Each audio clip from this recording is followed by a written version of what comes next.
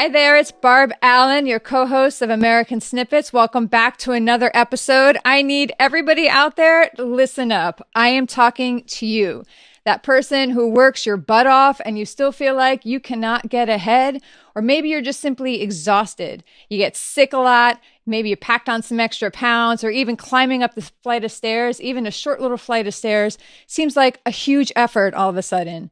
Maybe you have a career that is super demanding. Your job owns you, and the idea of personal time is about as likely as a leprechaun showing up on your doorstep. Today's guest knows exactly what you are talking about. She knows how to turn it all into memory because she's lived it, she's learned it, and she's surrounded herself with influential people who've done the same. Laurie Watkins has worked on not one, but two presidential campaigns.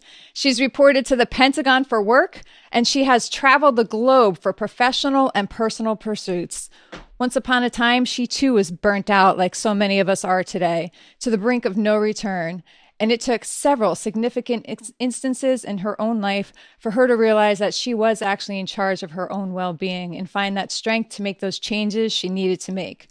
Today, Laurie is an author, an entrepreneur, and a highly respected coach and consultant for individuals and companies seeking to balance professional and personal fulfillment and success. She's here with us now, sharing her own personal story, professional insight, and how you too can take action in your own life from small steps to bold moves so you can start feeling better, performing better, and burn your burnout away. Listen up today as Laurie Watkins takes us into how you can go from being stressed to strong. We are so happy to have you here today, Laurie. Thank you for taking the time to join us. Thank you, Barb, for having me, and thank you to American Snippets. Yeah, so I got to meet you a couple months back when we both spoke at a conference, the Military Transition Network and VETID's conference for strategy and success summit for veterans.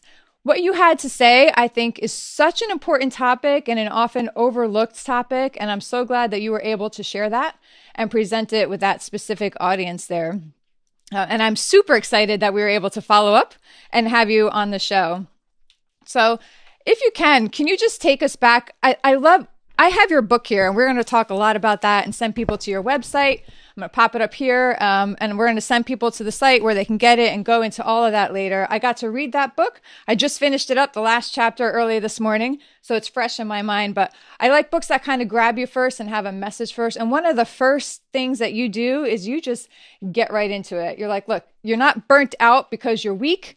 You're burnt out because you've been strong for so long. And then you go on to talk about, like, very openly talk about how you're 28 years old. I have to read this because it's so brutally honest, and I love it. You talk about how you were worn out, beat down, depressed, unhealthy, slightly overweight, horrible complexion, gray hairs at 28, a binge drinker, occasional stress smoker, single and unemployed at 28 years old.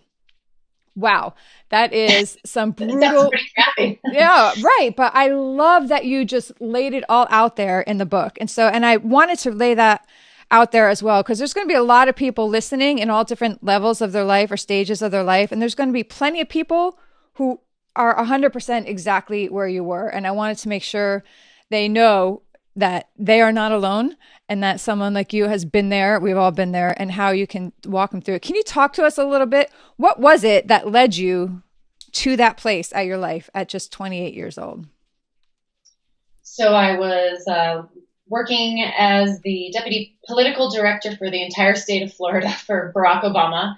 At the time, there was 14, 15 million people. The state also hadn't been turned blue in like 26 years. So as a team, we were told we couldn't do it, that it was too hard. And so while we worked hard, we pushed ourselves even farther. And that happened to everybody that I worked around. And when you're in an environment like that, I think it's easy for people and your environment to help keep you going and to help keep you at that high level and that high bar that you maybe set for yourself and that others set for themselves and you, but you just keep going. And sometimes people break, sometimes people don't. There's invisible wounds, if you will. But for me, I had been suppressing all the emotional, triggers and things and just keep going. We're almost there. But a physical thing happened, and that I was driving my car across Alligator Alley and to go pick up Caroline Kennedy. And I had this really sharp pain in my stomach, and I almost went off the road and crashed my car. And I realized where that pain was coming from when I, sat there and was like, what's happening? Why am I feeling this way? It's because I hadn't eaten anything but like a cinnamon brown sugar Pop-Tart and like 8 cups of coffee all day long. Wow. And that was my fuel. And so here I was about to pick up a very highly respected, important person to American history. And I could have injured myself, her, and it could have been a different story. That was a wake-up call for me, but I didn't necessarily start my new transition the next day. It took several months afterwards to finally have that motivation and drive, and another almost wake-up call to finally start with taking actionable measures to change my life. Yeah. So when something like that happens and you had that step, and I love again that you share and you just come right out and say, even that didn't stop me, right? That's a scary moment and a potentially serious situation. But another thing people can beat themselves up for sometimes is that, look, all these signs were there. This warning sign happened, that sign, and I still didn't learn, and then they just, instead of getting down the road later saying, look, I didn't listen then, but now I'm going to listen. They just feed into that negative connotation about themselves. Well, I didn't listen, I'll never listen, and use that as an excuse to kind of plummet further. So what was it that a few months down the road had you saying, okay, now this is actually enough? Yeah, so I started working in the Pentagon. So I went from one job into the next. The wake-up call happened. I knew I needed to make a change. People around me had started to make a change. They started to lose weight or go into new jobs and whatnot. And I really wanted to avoid that second instance. So I thought about what I would do physically to start exercising differently, because I used to always just run. And a colleague of mine, a female colleague, one of the first people that I met in the Pentagon, she asked me to go downstairs to the Pentagon Athletic Center to go work out one morning. And I had no idea what it was going to be like. Went downstairs. It was extremely intimidating. I think we were 2 of maybe 4 women, period, wow, down in the pack. And we did a workout. And I remember this was in 2010. So it was kind of when CrossFit was just getting on the scene. There was the workout of the day, the WODs used to be just posted on a piece of paper on the wall for people, in the Pentagon Athletic Center to use. So every morning someone would put that up there. So she's like, we're going to tackle this. And first of all, it looked incredibly difficult and hard. And I was like, all right, we'll do it. But the whole time I couldn't get into the workout. Why? Because I was too in here. Because there were people I was internalizing this, probably being a little paranoid, but I felt uncomfortable because I felt like everybody was staring at us. Because we were women, also because I didn't think I knew what I was doing. And she said something to me that was pretty profound that I didn't realize at the time, but a couple weeks later, it really stayed with me. And it kind of became the theme of my book, Go From Stressed to Strong. And it's about respect, self-respect. No matter what, self-care is showing yourself respect and showing yourself love. We show love and respect to everybody around us, especially in the military, selfless service. And sometimes the last person we think of taking care of is ourselves. So she said to me, they may be looking, Laurie. They're probably never going to stop looking. But I guarantee you that they respect the hell out of us for being down here at 6 o'clock in the morning and working out. And I thought about it and I just kind of let it go. And then a couple weeks later, I thought about her words and it stayed with me like, wow, it's not just men respecting women or women. It's about respect. Seeing somebody taking care of themselves is not a sign of selfishness. Mm-hmm. This is coming from the military, right? Generals. She was saying this about a group of people, a group of men that were strong, that were powerful. There were all the things that stereotypes could attach themselves to this group of men, right? Yeah. So it was very interesting. So that's kind of what started it all for me was self-respect, having that, then joining a CrossFit gym, and then from there, 4 other aspects of my life, time management, stress management, diet, and sleep all came into play just from one thing, which was starting to exercise. Yeah, like an awesome ripple effect. And you talk about all of these in your book. So two things there. You talked about taking care of yourself and the CrossFit. So I want to get into both of those because you don't, throughout your book, another concept you like, and I think this is going to be true in particular for women, I think, who tend to kind of, and this isn't like a bash on men or whatever, but women are sort of taught, like they're the more maternal, nurturing ones, especially if you have children.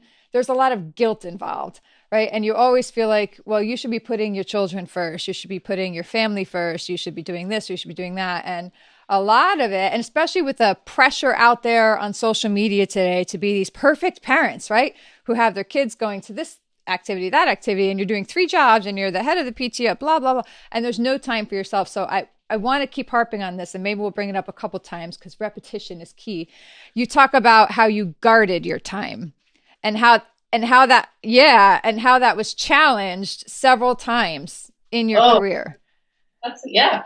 Yeah. Well, before we get into that, I want to read the very first thing in the book, which is I dedicate the book to all those who continue to put themselves, everything, and everyone else before you. This book was written for you. May you live consciously and deliberately, never allowing anyone or anything to come in between your ultimate health and happiness, even yourself.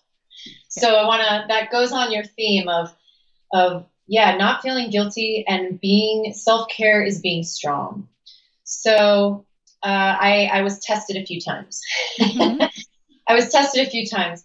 One I write about in the book, and I choose not to name him specifically because I don't want to give him. Yeah, nothing good can come of that. Yep. Yeah, no, he was, I call him the office bully because he absolutely was. He terrorized people for sure. He tried to thwart my workouts. So for folks, listening, watching, when you, maybe you're in a situation at work or in an organization that you belong to where somebody, is like always seems to have it out for you, right? Mm-hmm. And they're successful sometimes because why? Because they know your pressure points. They know what you're passionate about, what you care about. For some people, maybe it's your kids. So they try to get in between you and the time you spend outside of work. Maybe it's a workout. So for me, that was my medicine every day. That's what I needed to get through stress and just be who I wanted to be and be a good person and feel healthy and good. And he knew that. And if he knew that I, for some reason, because we had an early morning call and there was no way I could go to the gym at 6, that I was going to go later, he would try to do every single thing to just throw up, roadblocks in front of that. Scheduling something, putting a meeting on the calendar as he saw me like leaving to go out the door.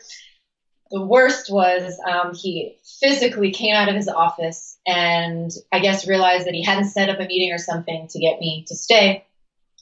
And I'm leaving and I have my gym bag and he follows me out the door and he said, "You can't leave. And he started yelling about something. And I turned around and said, "I'm going to the gym." And it was the last class of the day and I was already about to break over something else that was happening, a deadline. And he said, "You're not going. If you go, I'm going to fire you." And I turned back around and I looked him dead in his face and I almost laughed because I couldn't believe that he had threatened me in this way with my job. And I said, "Go right ahead." I said, "I'm going to the gym. You're not going to stop me. See you later. I'll be back later." And I said, "You know how to reach me." And I walked out. I was always accessible. I had 3 phones, I think. So there was no excuse. Right. And I did what I had to do. And no, I didn't get fired the next day or when I came back to the office. And that's the point is I think you have to really, you have to guard your time and covet it like you would anything else. And if you're a mom, right? I'm not a mom yet. Mm-hmm. I hope to be, but that's how I felt in that moment. Right. Was I felt like maybe mothers do, working moms. I don't know. It's hard to explain, but I just felt that I had to be protective of that. And other people, I didn't realize at the time, but other people around me, whether they were my subordinates or colleagues around, they saw that entire interaction. They saw him and his behavior. Right. They saw how petty it was. They saw what he was mad about. They saw that I stood up for myself and why. It wasn't because I was going to screw around or do something, Right. it was to take care of myself.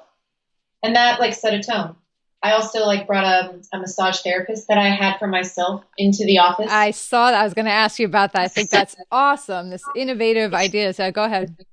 Yeah, so after, you work out a lot, you get Hmm. sore, your muscles get tight, whatever. And when I worked in DC, I had become accustomed to taking care of myself in that way and going once a month, usually, to just relieve tension and stress. And so I found a person in Tampa. And so I just thought one day, people started getting sick. People started just going off on one another, the pressure started getting to them. And I thought, what would I have to do to get this woman in here? So I went to our state director and I asked her, and she kind of laughed and like brushed it off, like thought it was a joke. And I was like, no, I'm serious. Let's do this. You can totally be your idea. I don't care. I just want these people to have 15, 20 minutes of peacefulness, of quiet. And she's like, all right, I'm not going to have anything to do with this. You set it up. It better not turn into, an issue or a circus. Just Yeah. do it and let's see what happens. Great. So I sent out an email, and within like 5 minutes, all the slots are booked. This woman, Emily, came in and she did chair massages, but in a conference room that no one was in. It was quiet. She brought a CD player CD player with Zen music, and she had lavender smell, scents Yeah. going on in a diffuser, and the whole thing. And it was 20 minutes, and she was booked the entire time. And I came back, I sat down at my desk as one of the last people to go. And I had a line of people at my desk telling me thank you. And I and I said, no problem. They're like, you don't understand. I didn't realize how much I needed that until after it was over, and I felt like a completely different person. And it was only 20 minutes. And they were also thankful because it didn't need to be me, but somebody had showed them respect, Hmm. showed them that it was okay for them to respect themselves and to take care of themselves. And that happened in the workplace.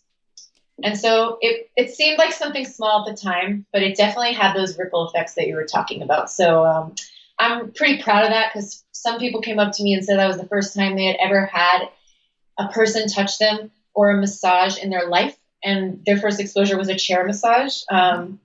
We sometimes take for granted, those of us who do well at our self-care, right? But there are a lot of people who feel they can't afford it. Yeah. They feel that it's out of their reach. And I hope to also provide that to people and letting them know that it's achievable. There's ways for us all to have that. Yeah, so there are a lot of little nuggets in that one story. And I love this, how little stories in people's lives, when you kind of peel them apart, just have so many layers, right? So in there, you talked about the importance of standing up for yourself and believing in yourself, and where you could have used that bully's behavior as an excuse to say, oh, well, I guess I don't have to go work out today. And they're like, oh, thank God, secretly not wanted to. You're like, no, you're disciplined and committed and saying, I'm going to do this at all costs. And this is what it is. And you're not taking that from me. And you did it in a respectful manner. So you set an example for other people. You set that example for yourself. And then calling in the masseuse.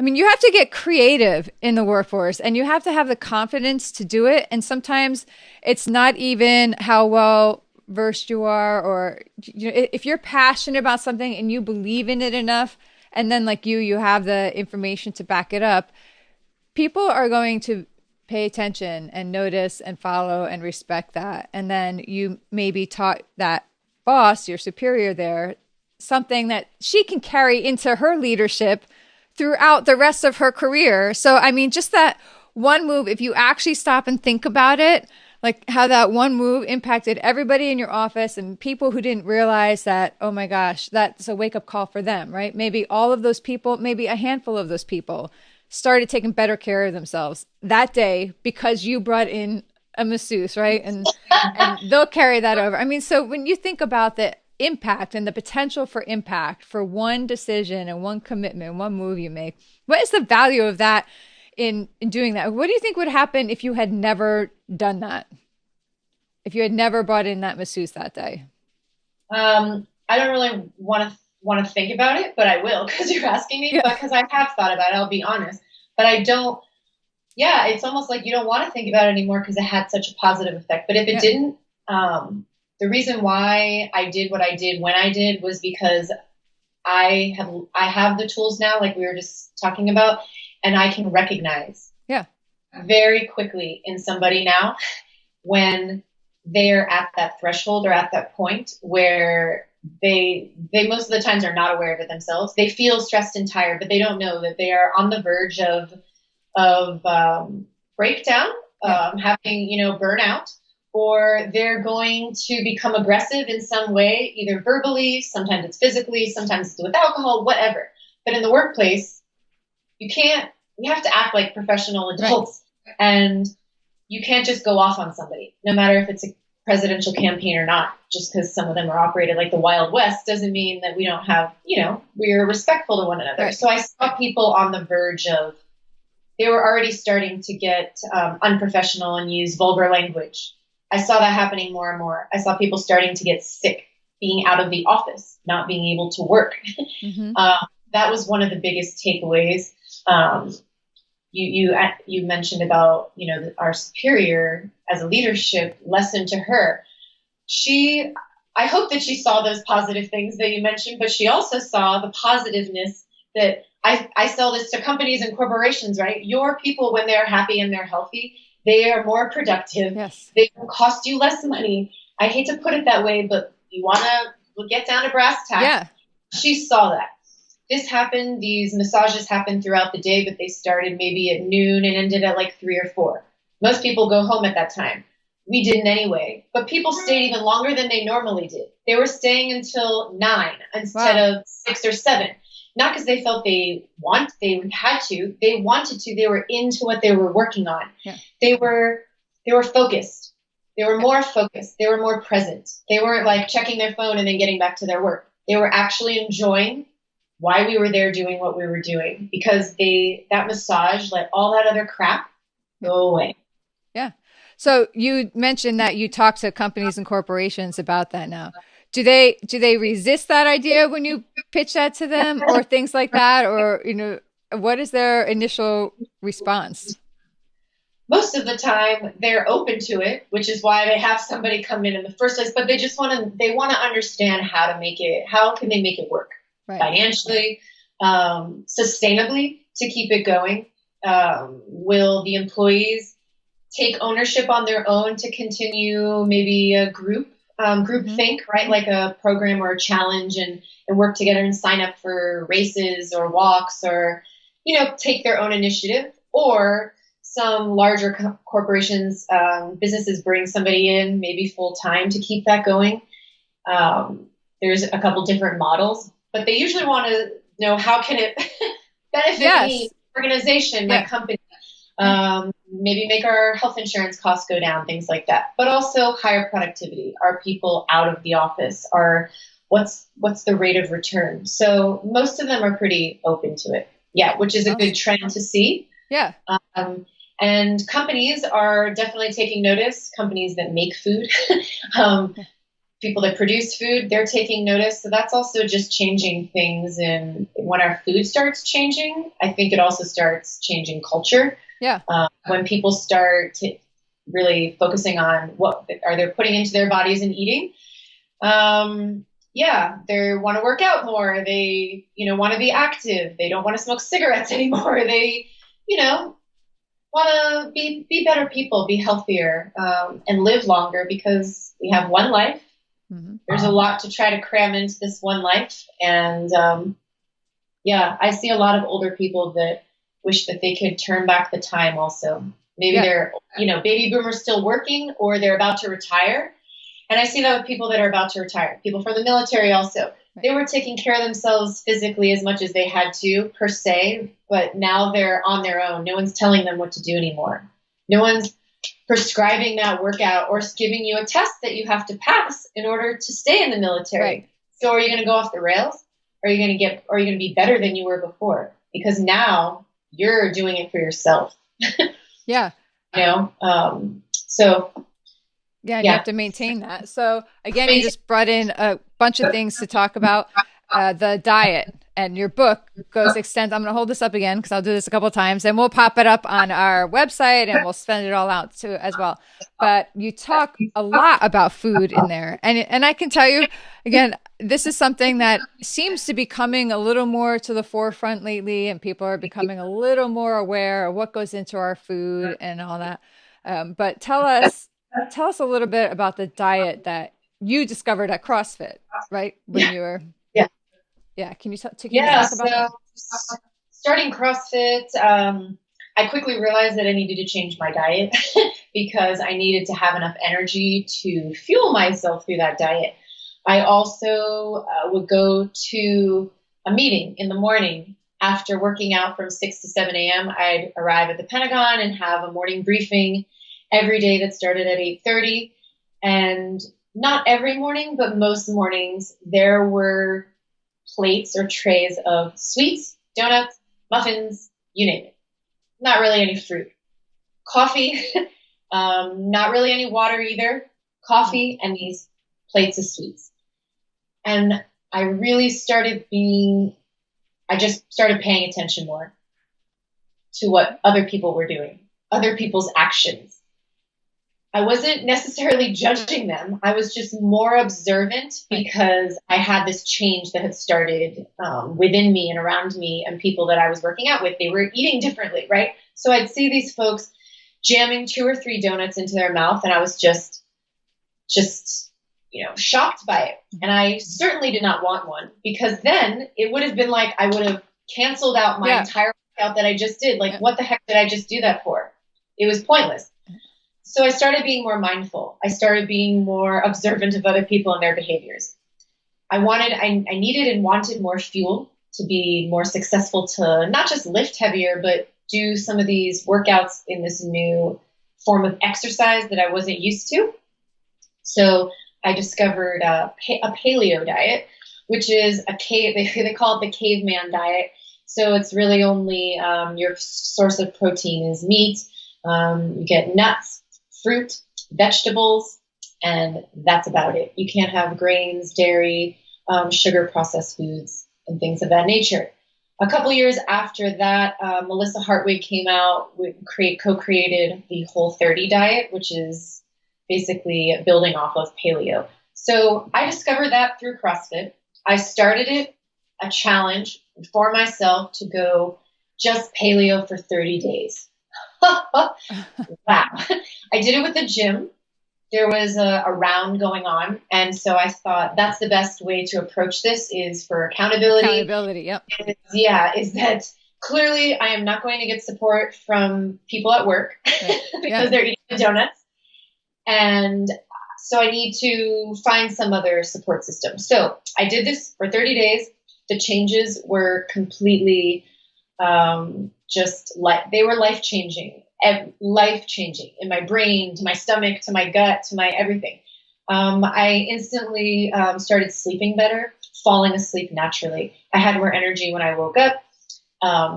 I didn't feel hungry all the time. Sugar, after I did the 30 days, if I tried to reintroduce sugar, it tasted just foreign to me almost. Just gross. If you were to try to give me a sip of like a soda or something, not that I drank a lot of soda before, but it was just everything changed. My taste buds changed. Yeah, it was like you would be repelled by it almost. Yeah. And so, again, more intentional in going through that 30 days, you're reading labels and every single thing at a grocery store, but the main thing is you quickly realize that the things that you should be eating shouldn't have any packaging or shouldn't have ingredients anyways. So you should be eating mostly from the outside of a grocery store. The one I have here is actually on the inside. Your outside of your grocery store, the aisles should be fruits, vegetables, things that are all natural. All the inside is like packaged, cereals, chips, and all that. You quickly realize that the stuff you're buying, you have to make yourself. It's healthy, it's fresh, and it doesn't need to take a lot of time if you learn how to meal prep. And so that also helped me just save more time in the morning by making a healthy dinner, cutting it in half because I was a single gal still, cutting it in half. But even for those that have families, you can double it, triple batch it. And then I just parsed it out and put it into containers. And nowadays you can buy these whole entire container meal kit setups on Amazon or wherever. But I did not buy food from the Pentagon, food court anymore. That every one of them, God love them, was like a Popeyes, a Subway, the list goes on. Nothing was really healthy or fresh. So I brought my own food. I had to. It was the only way I could stay consistent, and it saved me money. I knew exactly what was going into my body. People around me that I worked with were like, wow, you're more cogent in meetings. Not that I, was horrible before, but just sharper. You're present. You're a better leader. You could be a better manager. Just all this junk kind of goes out the window because you're feeling good. You are feeling really healthy because you've eliminated so much stuff that you probably didn't even realize you were putting in, and you're better for it.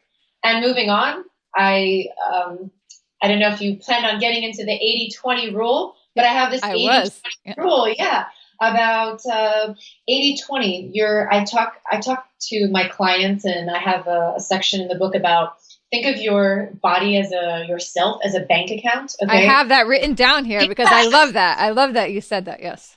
So the food let's go back. Before I started CrossFit and all that, my bank account, I was definitely in crisis mode to where I was going into bankruptcy. Okay. I needed debt consolidation to come in and help me. CrossFit was kind of that.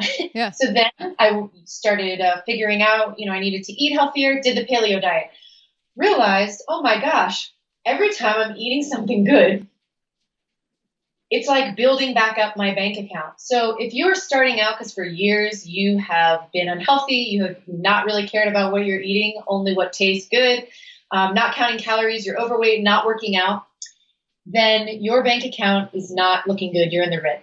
The more good food, clean food you eat, that number, that level, if you will, starts to rise and go up. That way, you have reserves for the opportunity to never deprive yourself. I don't want people to deprive themselves. If I'm walking by a bakery and I'm traveling somewhere, or even here at home, and I see something and it looks so amazing and so delicious and I want it at that moment, I am going to have it. Because I can. If you have not worked out for 20 years, right, and all you've eaten is crap, I'm going to be real with you, you cannot afford to have that eclair sitting in that case in that window, because you have not done the hard work within yourself and within that bank account to be able to take out that withdrawal because you had enough of a deposit. So I spent a long time trying to get myself back to where I can be. I have no guilt. If I want something, I eat it because I know that I'm putting in the time. 80% of the time, I'm eating well. I'm eating clean. 20% of the time, that's all you need. Yeah. If you're eating well the rest of the time, enjoy your life. Do not deprive yourself. Yep. And I think you talked about how you try to cleanse for a bit, and that not so much. But then you even bumped up to a 90-10 rule after that for a while, because that after the cleanse, the 90-10 seemed like, Disneyland every day, right? So yeah. Yes. And I like that too, because it seems like it's something that can be maintained. And I would tell you, I don't go to those extremes. I am one of those people who was 100,000% burnt out for different reasons, but burnout is burnout. And it doesn't matter. For me, it was coming from, trauma and tragedy and my life circumstances. And when you're weakened like that, you make the poor decisions and you don't take care of yourself. And I was in the emergency room with health issues and I wasn't taking care of myself and I didn't care what I ate and all that. And whatever anybody's wake up call is going to be, I had several I didn't listen to at first either, but it was when I decided to do that and wake up. Just the small changes that I've made. I have not gone all in like you have.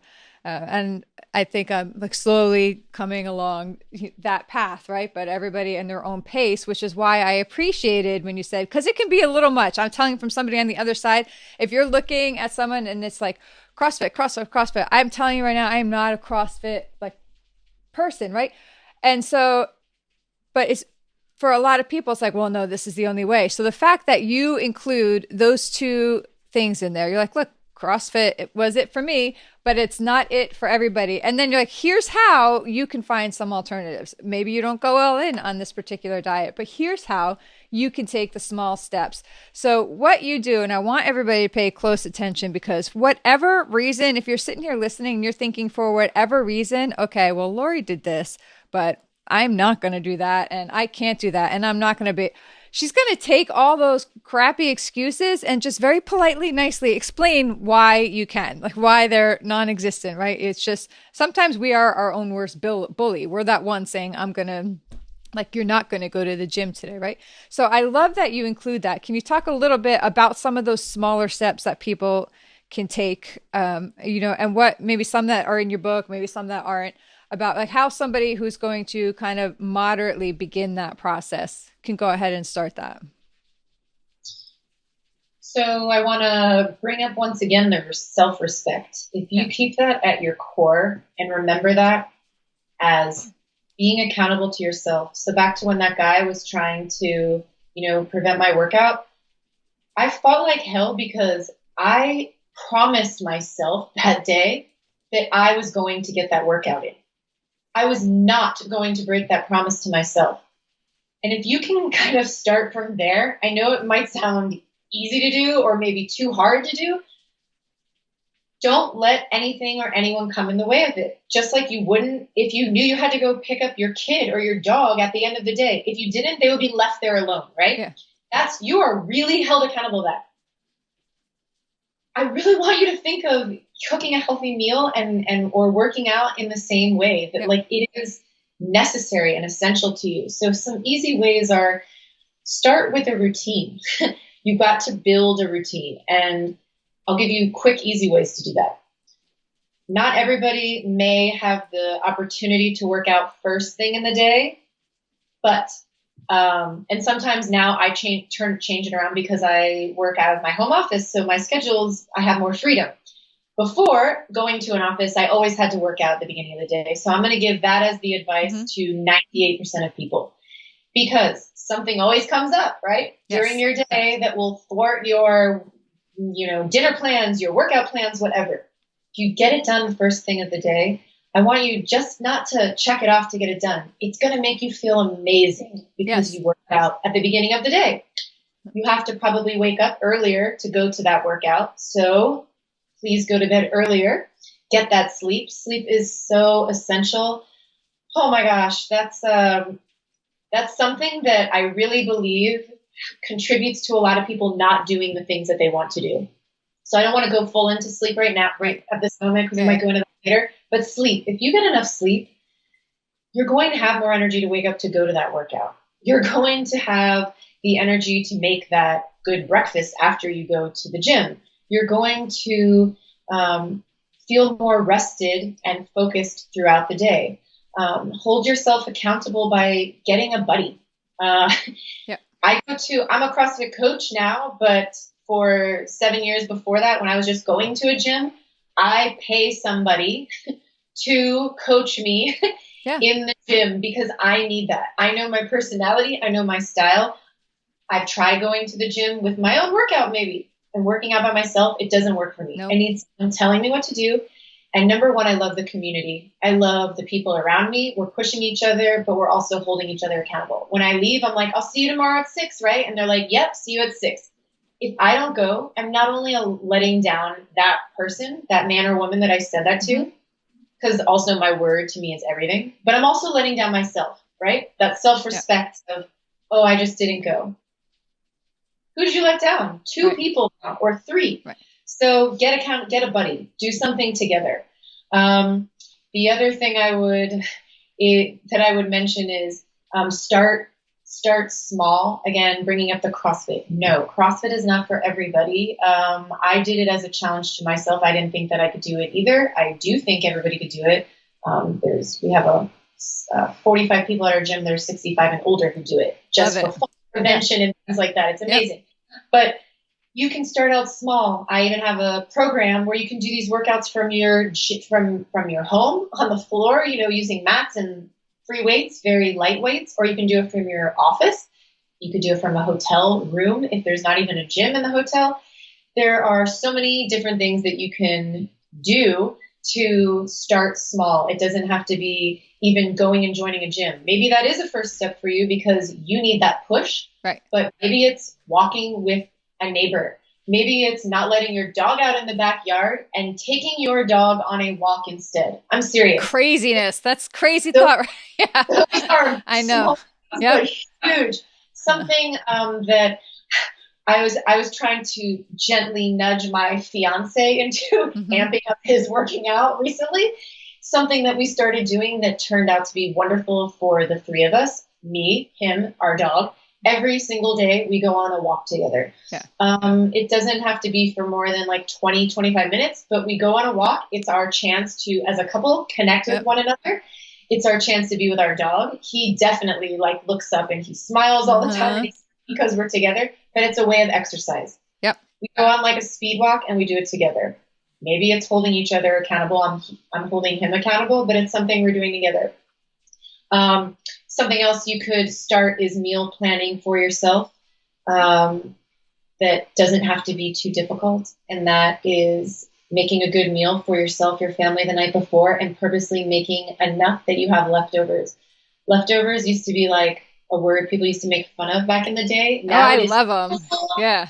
Cool to bring your lunch to work. Yep. It is cool to be walking in a city and seeing a guy or gal whip out their prepared food out of their bag and sit down anywhere and just start eating. Yep. It's awesome. And they know what they're eating. They're intentional with what they're eating.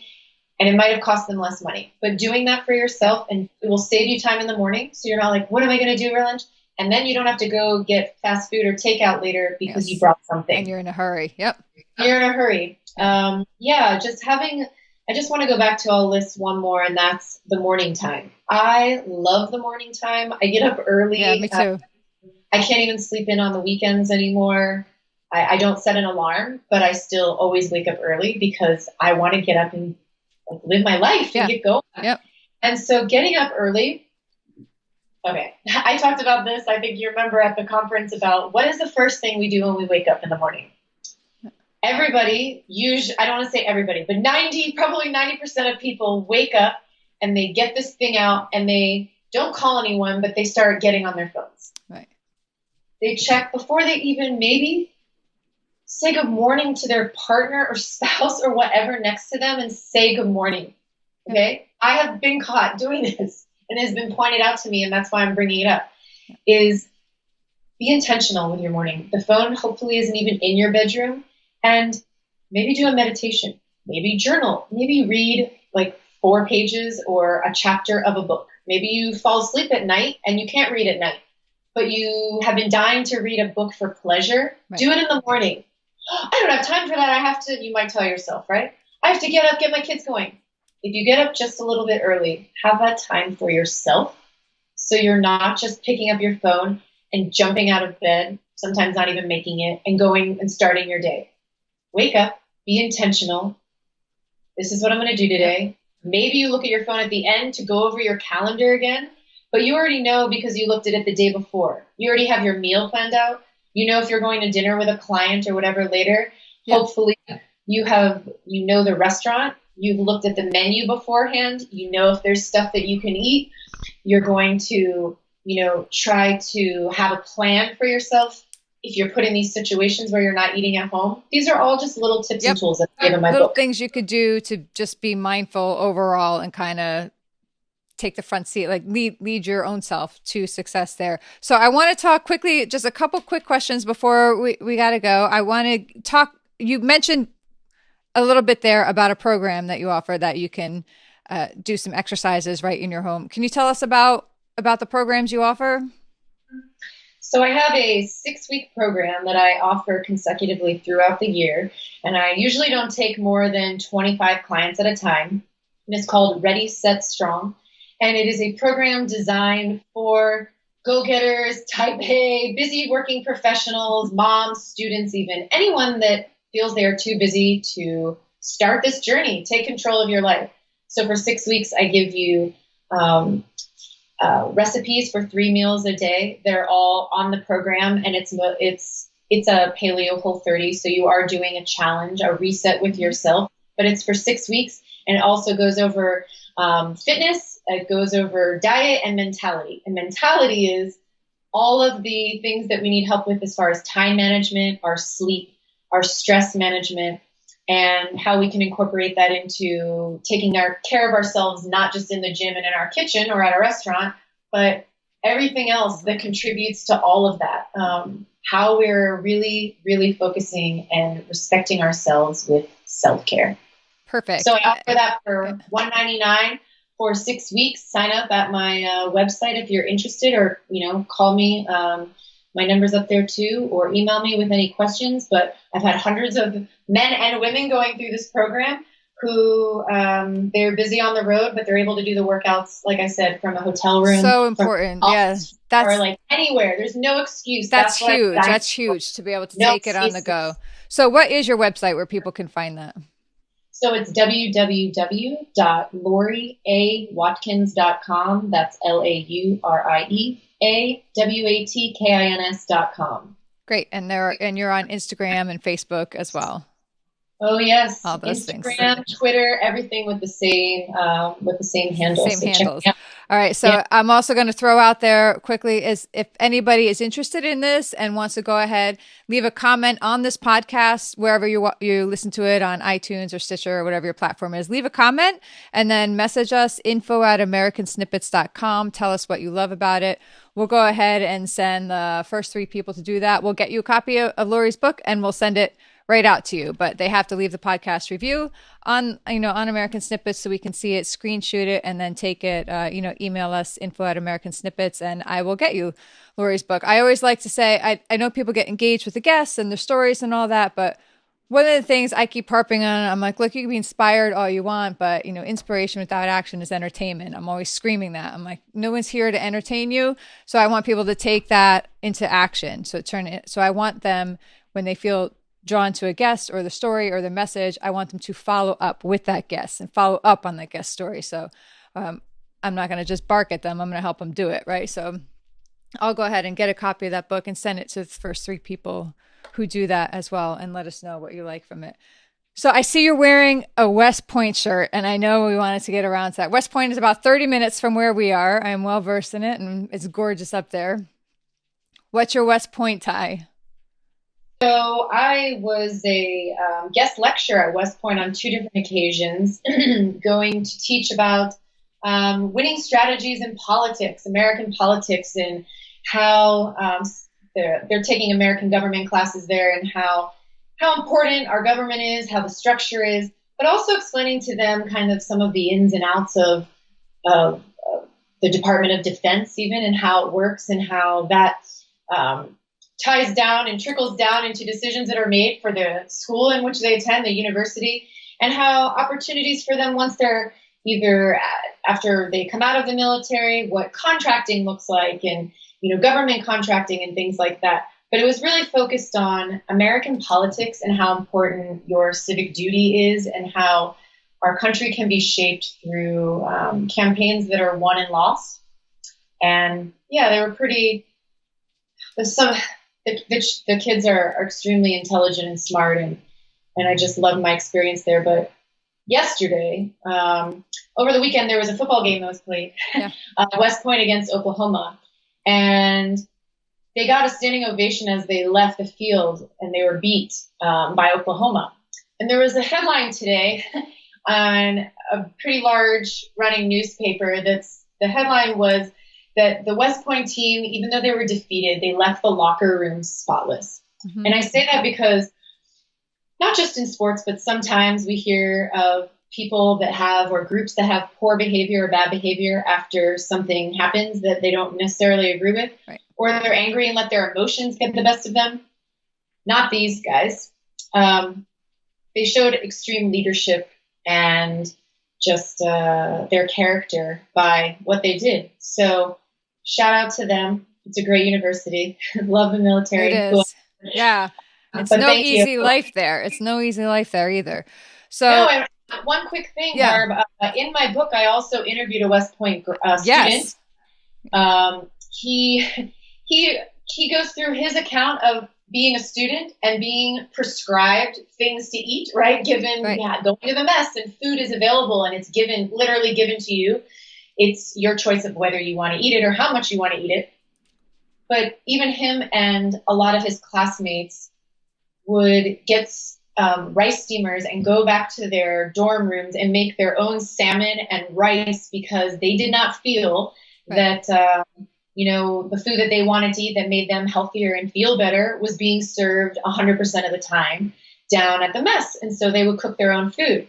It wasn't a slam on the school. We can all do better. Right. But it just showed that if you are dedicated, if you are focused, and if you have determination and self-respect for yourself, it doesn't matter your situation. You could be in a dorm room with a little, single burner. You're going to make sure you're eating well and healthy and feeling good. Yeah, you can usually find a way. You had a really big, diverse range of people in this book. Did you know all of those people in advance, or did you reach out to them specifically for that book? I did know all of them in advance. I built better and stronger relationships through interviewing them. And a couple of the people, one in particular, Bill Nye, the science guy I interviewed, he's in the book. Love him. But one man in particular Jose Andres, he is blowing up right now across the world, and more people know his name because of the good things that he's doing. And I'll share really quickly. I know we're running out of time, but when I interviewed him, I came back and I called my fiance. He's like, "How did it go?" And I said, I haven't even told him this. I said, "I want to work for him."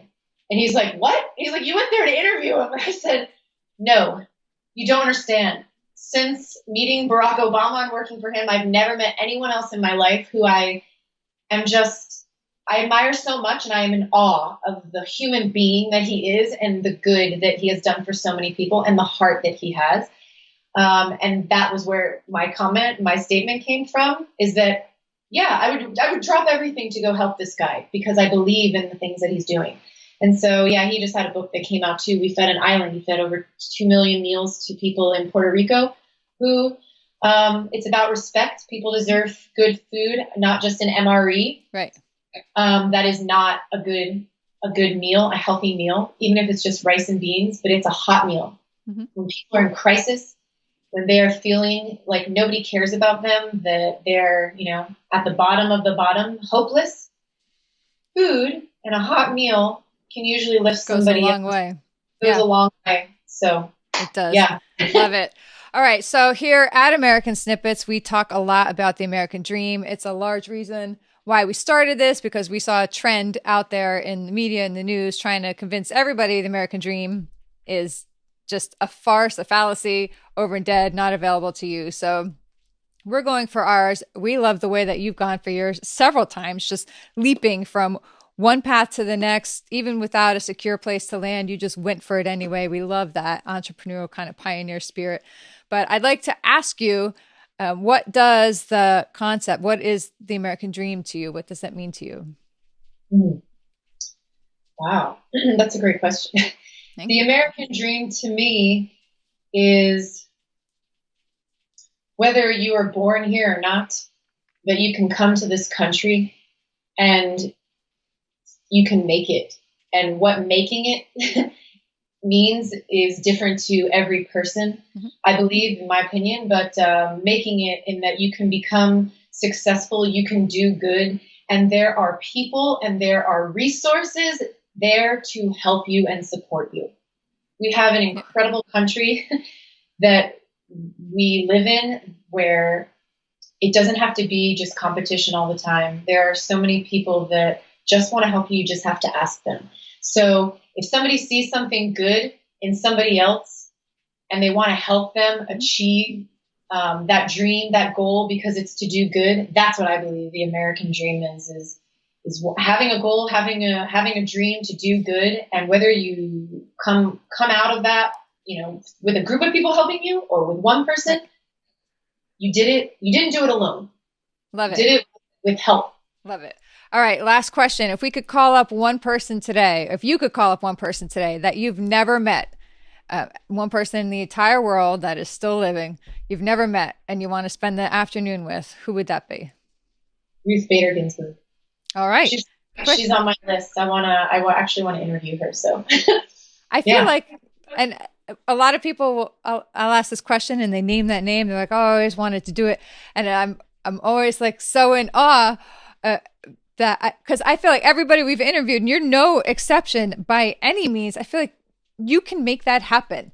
I'm like, take all of your messages, apply them to that goal. And that's what I'd love. I would love to see everybody who names these people and says, oh, wow, I'd really love to. And, for me, I look at our guests, I'm like, oh, I can't believe I got to interview you, so that's awesome. Like, so if I get you on our show or on our podcast, I feel like you could get, anybody that you want to. So I'm going to task you with that and challenge you with that, do what you have to make it happen. And if we can, we'll shout her out too. And we'll gently stalk too, to see if we can help make that happen. Laurie, thank you so much for being with us today, for sharing your message. I love the message. I think health and wellness is super important. I love how you manage to destigmatize the very real problem of burnout that so many of us are experiencing, because with all these opportunities comes the increased effort to take to it, and people are just burning out left and right, and following easy pursuits and all that. So I love that you were able to break that down. I would highly encourage everybody to go get a copy of this book, Go From Stress to Strong. Once again, if you want to leave a podcast review on whatever platform you're listening to this on, or on our American Snippets website as well, and then take a screenshot, email it to me, info@americansnippets.com. I will send a copy of Laurie's book to the first three people who do that. So thank you so much. Laurie, tell us one more time what your website is for somebody trying to catch it one more time. Sure. It's Laurie A. Watkins.